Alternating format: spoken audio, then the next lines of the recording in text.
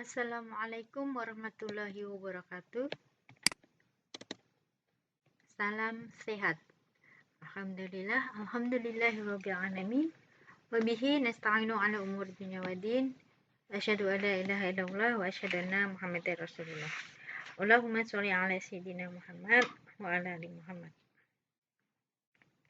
Pertama-tama marilah kita panjatkan puji syukur kita kepada Allah Subhanahu wa taala yang telah melimpahkan rahmat, hidayah dan inayahnya sehingga pada kesempatan pagi hari ini kita masih diberikan kesehatan dan keberkahan untuk bisa sharing dan belajar mata kuliah analisa kualitas lingkungan.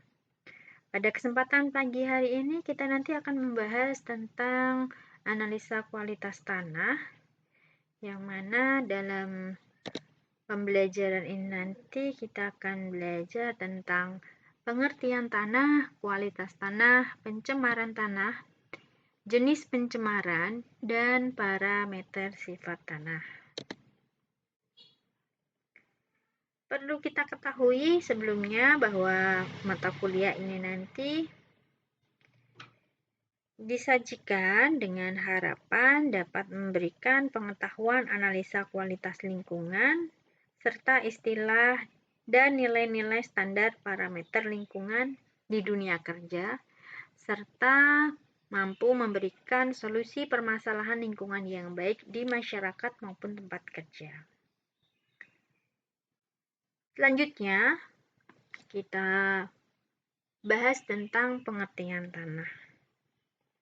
Tanah di sini ada beberapa pengertian menurut para ahli. Yang pertama menurut Weirhoff tahun 94 dalam bukunya Ikhtiar Mukhtar tahun 2017 menyebutkan bahwa tanah merupakan sekumpulan dari bagian-bagian padat yang tidak terikat antara satu dengan yang lain, dan rongga-rongga di antara bagian-bagian tersebut berisi udara dan air. Jadi tanah itu merupakan bagian padat yang berisi udara dan air. Itu menurut Weirhoff. Selanjutnya menurut Craig tahun 91 menyebutkan bahwa tanah adalah akumulasi mineral yang tidak mempunyai ikatan atau lemah ikatan antar partikelnya, sehingga terbentuk karena pelapukan batuan. Jadi artinya bahwa tanah itu berasal dari hasil pelapukan batuan. Ini menurut Craig. Selanjutnya menurut Das, tanah merupakan material yang terdiri dari agregat mineral padat yang tidak tersegmentasi satu dengan yang lainnya, dan dari bahan-bahan organik telah melapuk, disertai dengan zat cair dan gas yang mengisi ruang-ruang kosong di antara partikel-partikel padat tersebut. Selanjutnya menurut Bowles tahun 84 menyebutkan bahwa tanah ini campuran dari berbagai macam partikel, di antaranya ada boulders atau berangkal, bahasa Jawanya krakal itu ya. Kalau krakal itu besar, kalau kerikil itu kecil. Nah, kerikil, gravel, pasir itu yang lebih lembut, lanau, silt, kemudian lempung atau clay, kemudian koloid. Nah, tetapi di sini disampaikan bahwa tanah itu bisa terdiri dari semua bagian ini atau hanya sebagian saja. Jadi bisa keseluruhan dari berangkal, kerikil, pasir, lanau, lempung, dan koloid, atau hanya beberapa dari bagiannya saja. Kemudian kualitas tanah. Kualitas tanah yang baik adalah kondisi tanah yang menggambarkan tanah mempunyai sifat fisik, kimia, dan biologi, serta produktivitasnya secara tinggi dan berkelanjutan. Analisa kualitas tanah sendiri mempunyai pengertian dari beberapa ahli, yaitu diantaranya menurut Ikhtiar Muchtar tahun 2017, analisa kualitas tanah adalah ukuran kondisi tanah dibandingkan dengan kebutuhan satu atau beberapa spesies atau dengan beberapa kebutuhan hidup manusia. Indeks kualitas tanah merupakan indeks yang dihitung berdasarkan nilai dan bobot indikator kualitas tanah. Itu menurut Ikhtiar Muchtar. Kalau menurut para ahli sebelumnya, Doran dan Parkin tahun 94 menyampaikan bahwa analisa kualitas tanah ini adalah kapasitas suatu tanah untuk berfungsi dalam batas-batas ekosistem, untuk melestarikan produktivitas biologi, memelihara kualitas lingkungan, serta meningkatkan kesehatan tanaman dan hewan. Kemudian menurut Johnson et al. Tahun 97 menyebutkan bahwa kualitas tanah adalah ukuran kondisi tanah dibandingkan dengan kebutuhan satu atau beberapa spesies atau dengan beberapa kebutuhan hidup manusia.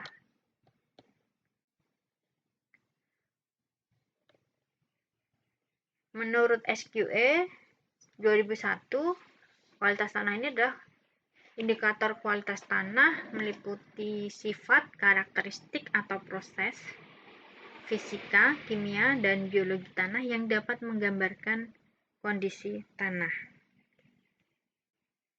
Nah, adapun indikator-indikator kualitas tanah disampaikan oleh Doran dan Parkin bahwa indikator tanah harus memenuhi kualitas standar. Yang pertama, menunjukkan proses yang terjadi dalam ekosistem. Kedua, memadukan sifat tanah, kimia, dan proses biologi tanah. Yang ketiga, dapat diterima oleh banyak pengguna dan banyak diterapkan di berbagai kondisi lahan. Yang keempat, peka terhadap berbagai keragaman pengolahan tanah dan perubahan iklim. Yang kelima, apabila dimungkinkan, sifat tersebut merupakan komponen yang biasa diamati pada data dasar tanah.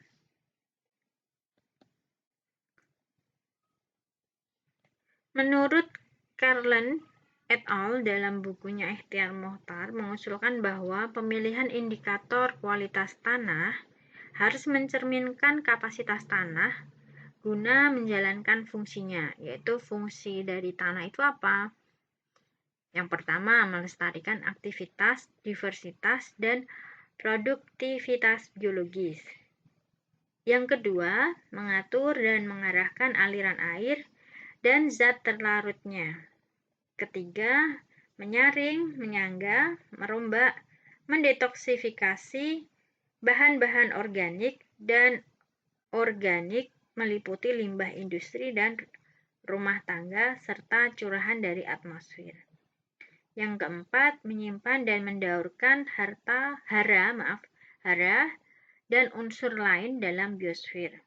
Dan yang kelima, mendukung struktur sosial ekonomi dan melindungi peninggalan arkeologis terkait dengan pemukiman manusia.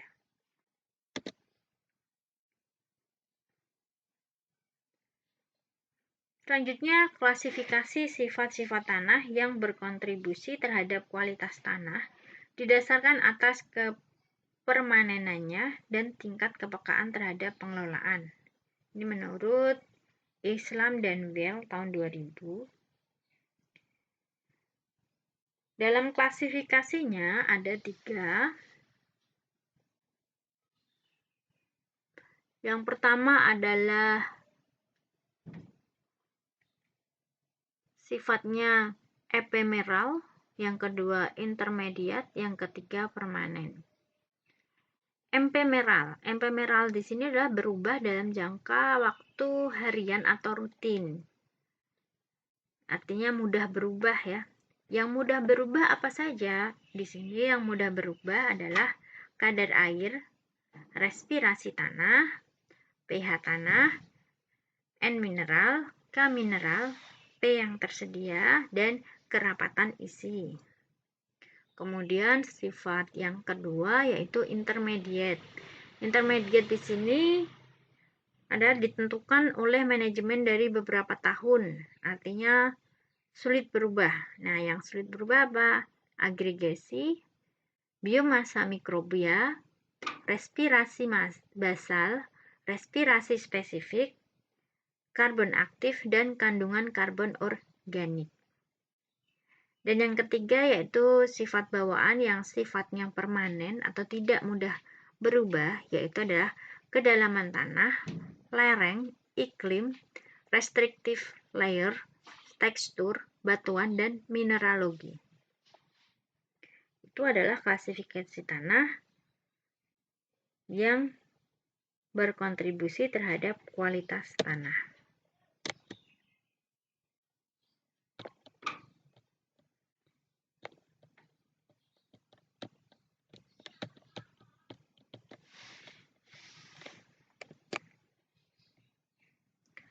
Selanjutnya, pencemaran tanah. Selanjutnya kita bahas tentang pencemaran tanah ya. Pencemaran tanah menurut beberapa para ahli yaitu keadaan di mana bahan kimia buatan manusia masuk dan merubah lingkungan alami.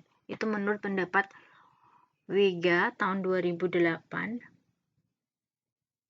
Dan menurut Darmono tahun 2001, pencemaran tanah adalah dua unsur sumber utama kontaminasi tanah, yaitu kebocoran bahan kimia dan penyimpanan bahan kimia dalam bunker yang disimpan dalam tanah, dan penampungan limbah industri yang ditampung dalam suatu kolam besar yang terletak di atas atau di dekat sumber air tanah. Adapun jenis-jenis pencemaran tanah yang terjadi di tanah itu nanti ada limbah domestik, limbah industri, dan limbah pertanian. Sebelumnya saya lanjutkan dulu terkait dengan pencemaran tanah ini biasanya terjadi karena ada beberapa faktor ya. Yang pertama, kebocoran limbah cair atau bahan kimia industri, atau fasilitas komersial pengguna pestisida. Yang kedua, masuknya air permukaan tanah tercemar ke dalam lapisan subpermukaan. Yang ketiga, kecelakaan kendaraan pengangkut minyak atau zat kimia atau limbah. Jadi adanya kecelakaan sehingga terjadi tumpahan, dan tumpahan itu menyebabkan pencemaran tanah. Kemudian yang keempat, air limbah dari tempat penimbunan sampah serta limbah industri yang langsung dibuang ke tanah secara tidak memenuhi syarat, atau disebut juga dengan illegal dumping. Nah, illegal dumping ini, kalau kegiatan dumping itu kalau di tambang ya, pertambangan itu biasanya ada area wilayahnya sendiri yang sudah diletakkan dari area pemukiman. Dan biasanya untuk area dumping ini harus memenuhi izin lingkungan ya, memenuhi izin lingkungan. Nah, ketika suatu zat berbahaya atau beracun telah tercemari atau telah mencemari permukaan tanah, maka ia dapat menguap. Dari uap itu akan tersapu air hujan dan atau masuk ke dalam tanah. Nah, pencemaran yang masuk ke dalam tanah ini nanti kemudian terendap sebagai zat kimia beracun, dan zat kimia beracun tersebut dapat berdampak langsung kepada manusia ketika bersentuhan atau mencemari air tanah dan udara di atas tanah. Nah, biasanya kan ada ya air sumur yang warnanya kuning kecoklatan atau bau. Nah, itu karena adanya kontaminasi racun-racun tersebut. Nah, berikut adalah jenis pencemaran tanah. Yang pertama, sumbernya dari limbah pabrik, limbah manufaktur, limbah industri atau limbah industri perumahan.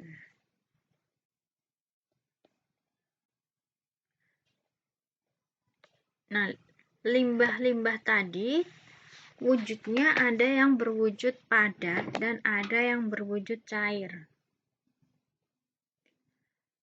Yang berwujud tanah biasanya adalah limbah industri padat atau limbah padat yang merupakan hasil buangan dari kegiatan industri berupa padatan lumpur atau bubur yang berasal dari proses pengolahan. Misalnya, sisa pengolahan pabrik gula, pulp, kertas, rayon, Pollywood, kemudian pengawetan buah dan daging, serta ikan. Wujud limbah yang lainnya yaitu berupa cair, yaitu limbah cair hasil pengolahan dalam suatu proses produksi. Contohnya adalah sisa-sisa pengolahan industri, pelapisan logam, dan industri kimia lainnya. Biasanya tembaga, timbal, perak, krom, arsen, dan boron, yaitu zat hasil dari proses industri pelapisan logam. Apakah ada wujud dari limbah dalam bentuk gas? Ada. Bentuk gas juga ada. Jadi wujud limbah itu selain padat, cair juga gas. Nah, di sini disampaikan bahwa jenis pencemaran tadi ada limbah domestik ya. Limbah domestik ini berasal dari kegiatan manusia seperti perdagangan, kelembagaan, sektor wisata. Di mana dalam limbah domestik dibagi menjadi dua, yaitu padat dan cair. Untuk padat terdiri dari anorganik seperti plastik, sedangkan yang cair berasal dari deterjen, oli, cat, dan sebagainya. Nah, jenis ini biasa kita temukan di rumah tangga.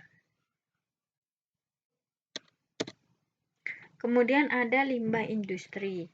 Limbah industri ini biasanya terkait dengan regulasi tidak ketat dan tidak dijalankan dengan baik, serta pengawasan yang kurang sehingga menimbulkan limbah yang tidak sesuai dengan standar buangan limbah. Contohnya, kalau di dekat-dekat kampus kita kan sering ada muncul bau yang tidak enak gitu ya. Nah, itu merupakan hasil dari sisa limbah industri yang ada di pabrik-pabrik sekitaran Sukoharjo. Saya tidak bisa menyebutkan nama PT-nya, tapi mungkin dari beberapa teman sudah ada yang tahu. Nah, itu merupakan bagian dari limbah yang mungkin dalam pengolahannya kurang sempurna. Nah, limbah industri tersebut bisa dalam bentuk padat dan cair.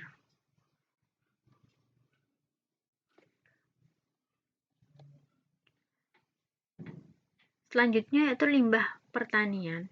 Limbah pertanian di sini adalah limbah yang berasal dari zat-zat kimia seperti pupuk urea, DDT, dan pestisida.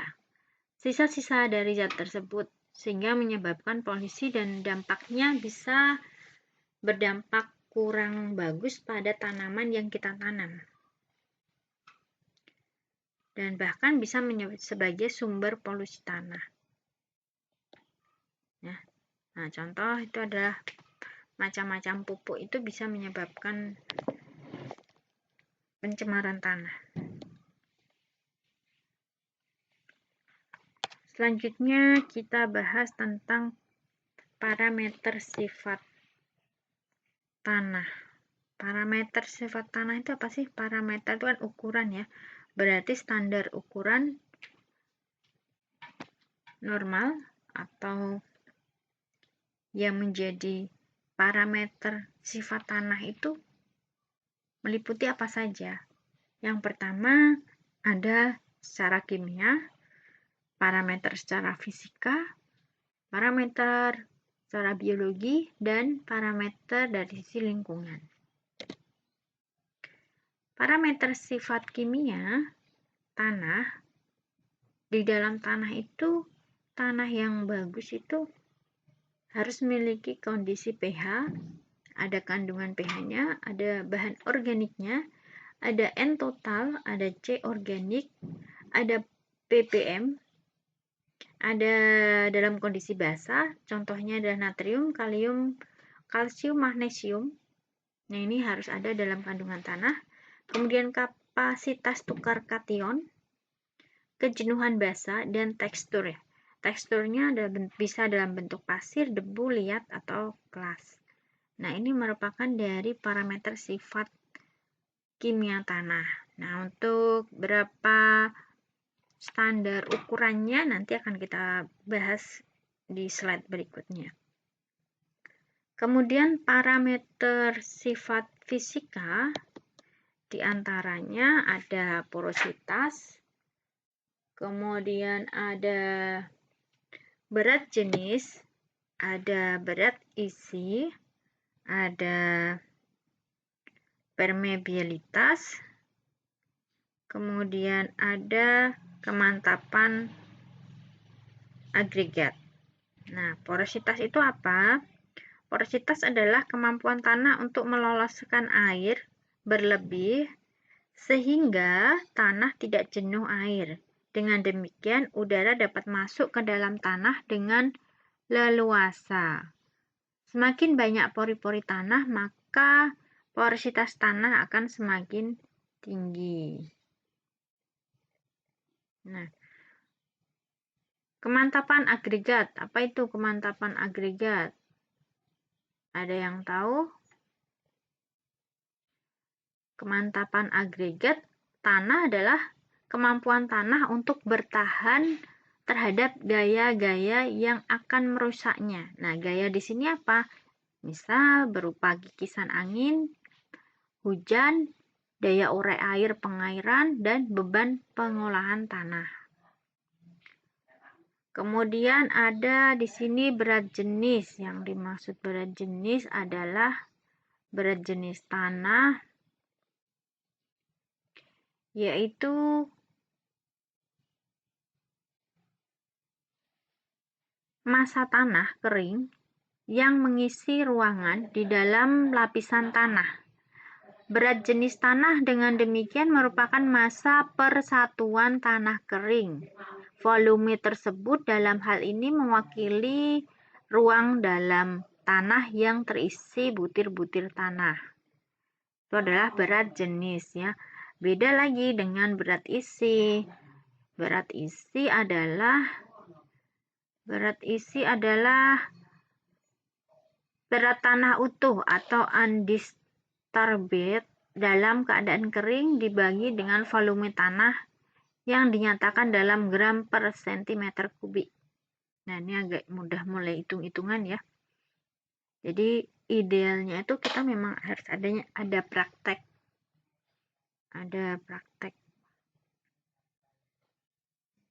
Kemudian permeabilitas. Apa itu permeabilitas? Permeabilitas yaitu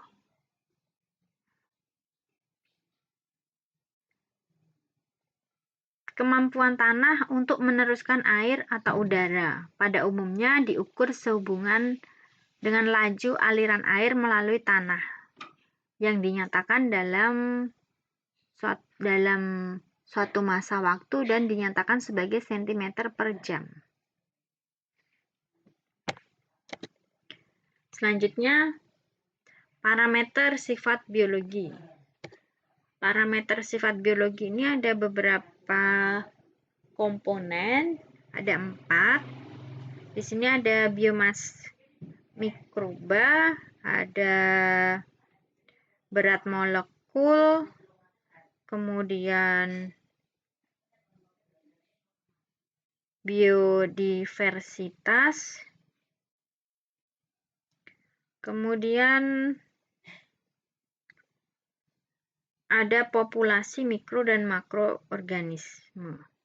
Nah, yang pertama, biomasa mikroba ini adalah salah satu komponen penting dalam bahan organik yang mengatur transformasi dan penyimpanan unsur hara.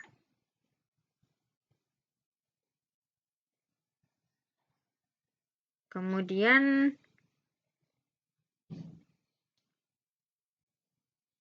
berat molekul jenis adalah berat di mana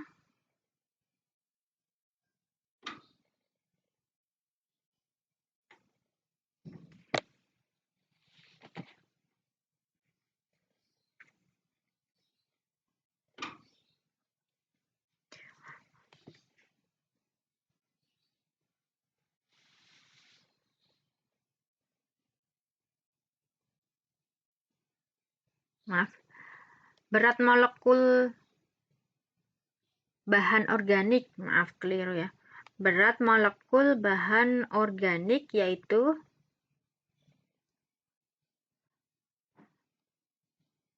berat di mana senyawa organik atau susunan yang kompleks itu bernilai lebih dari 1000 gram per gram mol. Sedangkan berat molekul senyawa anorganik itu bernilai kurang dari 1000 gram per gram mol. Jadi kalau di sini disampaikan adalah berat molekul bahan organik. Artinya nilainya adalah lebih dari 1000 gram per gram mol.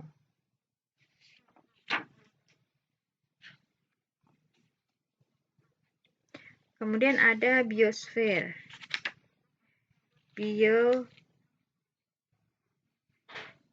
Biodiversitas, yaitu variasi atau keanekaragaman hayati dan variabilitas di kehidupan bumi. Ini adalah meliputi keanekaragaman hayati seperti pada tingkat genetik, spesies, dan ekosistem.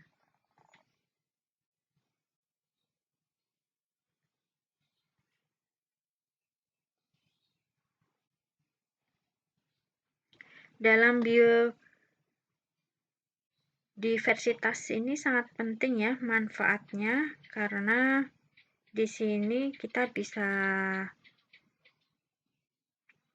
mendapatkan beberapa manfaat, di antaranya yaitu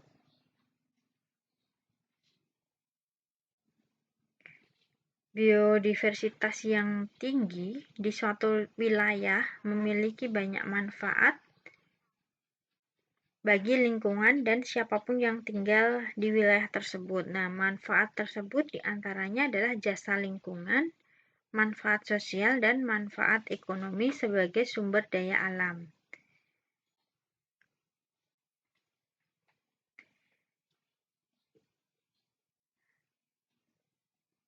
Dampak positif tersebut antara lain yaitu bisa menjaga kestabilan siklus air, mendorong pembentukan dan perlindungan tanah serta organisme tanah, kemudian bisa menyimpan dan mendaur unsur hara serta nutrisi yang ada di tanah, kemudian mengurangi serta menyerap populasi, kemudian menjaga stabilitas dan mempengaruhi iklim lokal, dan yang terakhir mampu menjaga stabilitas ekosistem setempat.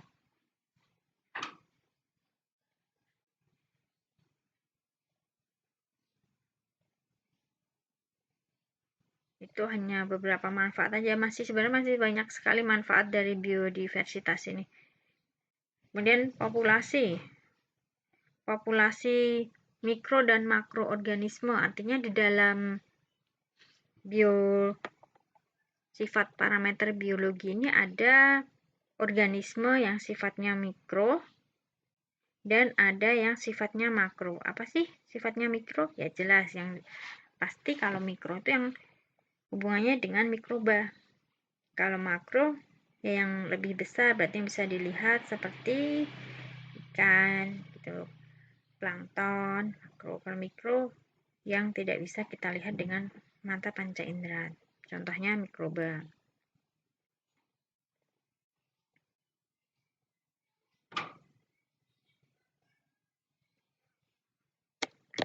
Kemudian parameter sifat lingkungan tanah. Parameter sifat lingkungan tanah di sini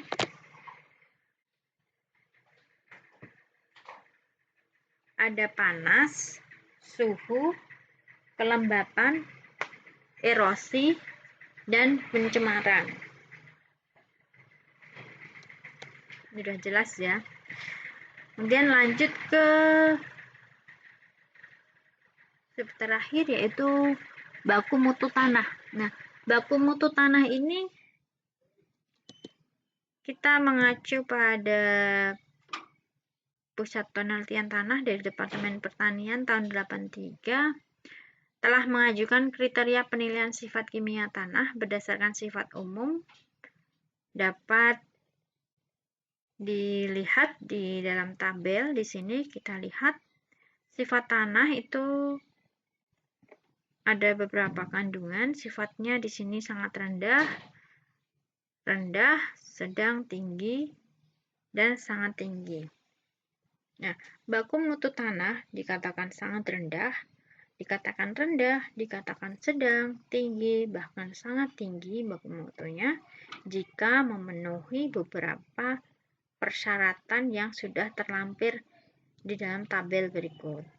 Di antaranya dalam kriteria baku mutu tanah ini disampaikan tentang nilai C organik, N total, P2O5 HCl 25%, K2O HCl 25%, kemudian nilai kalium, natrium, kalsium, magnesium, kejenuhan basa, kejenuhan aluminium, cadangan mineral, pH asam, merupakan itu bagian dari standar baku mutu tanah. Kemudian kriteria umum untuk kandungan logam berat yang terdapat di dalam tanah telah diteliti oleh Ferguson tahun 90 mengemukakan batas beberapa kandungan logam berat yang tidak tercemar di dalam tanah. Nah, kandungan logam berat tersebut diantaranya adalah kadmium, merkuri, arsenik, lead, dan selenium. Di sini disampaikan untuk logam berat yang bisa mencemari tanah itu rata-rata tanah yang tidak terkontaminasi jika kandungannya sekian. Kemudian ini batas minimumnya dan ini batas maksimum. Kalau sudah melebihi batas maksimum, artinya tanah tersebut nanti bisa masuk kategori terkontaminasi oleh logam berat. Kemudian kriteria baku kerusakan tanah untuk produksi biomasa. Nah, yang pertama adalah kriteria baku kerusakan tanah di lahan kering akibat erosi. Nah, di sini terlihat dalam tabel berdasarkan ketebalan tanah, dilihat dari berdasarkan ketebalan tanah, kemudian ambang kritis erosi. Ambang kritis erosi ini dibagi ton per hektar per tahun, milimeter per 10 tahun, kemudian metode pengukuran dan peralatan. Ini sesuai dengan ketebalan tanah ya. Nah, metodenya ada gravimetrik dan pengukuran langsung. Peralatan yang digunakan timbangan tabung, ukur, penerapan debit sungai yang peta daerah tangkapan air serta patok erosi. Kemudian ini kalau peminatan pertanian ilmu tanah pasti akan dipelajari ini, dipraktekkan. Nah, kita ini cukup tahu saja ya, karena tidak memungkinkan untuk praktek, jadi minimal kita tahu dulu kriteria terkait dengan baku mutu tanah.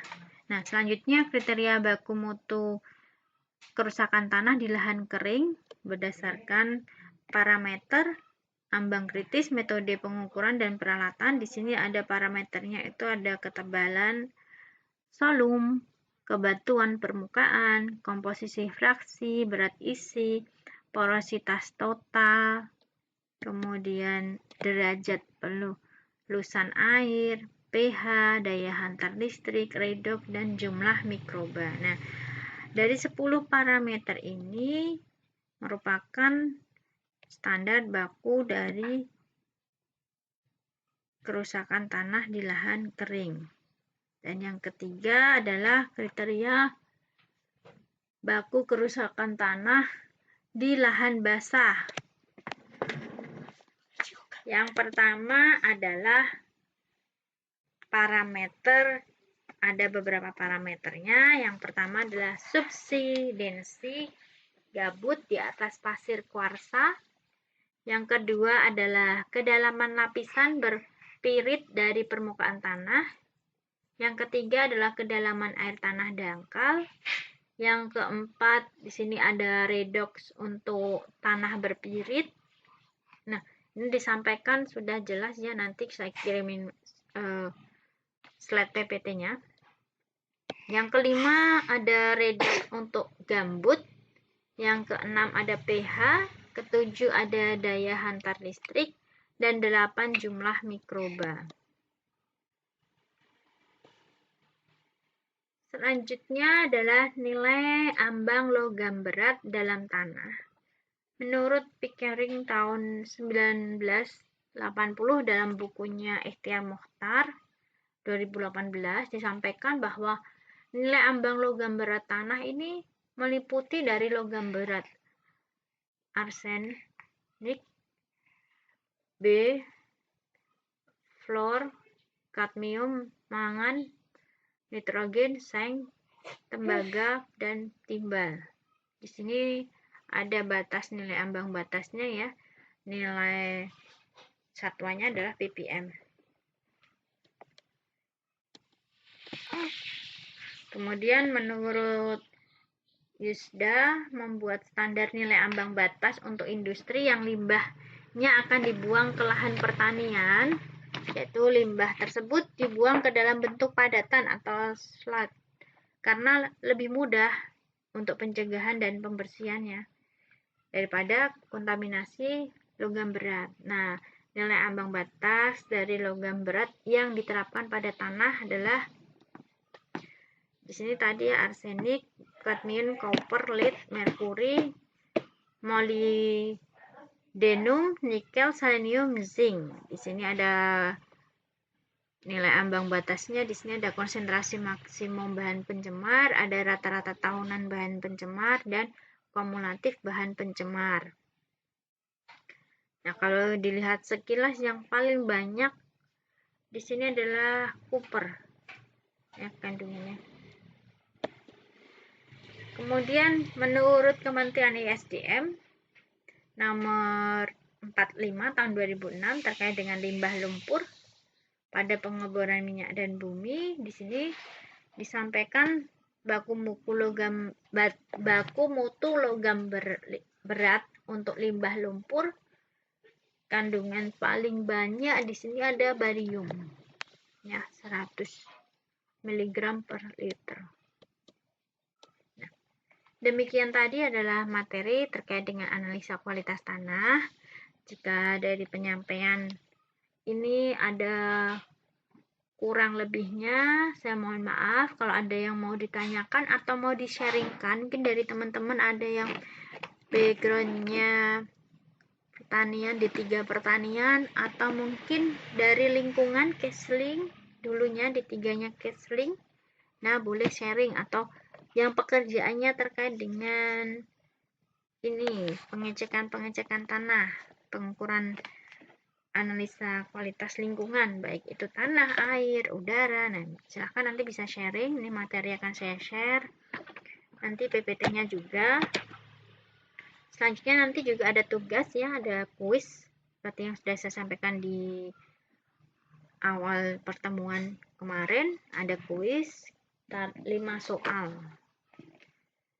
Itu aja dari saya, kurang lebihnya mohon maaf. Akhir kata, wassalamualaikum warahmatullahi wabarakatuh. Salam sehat.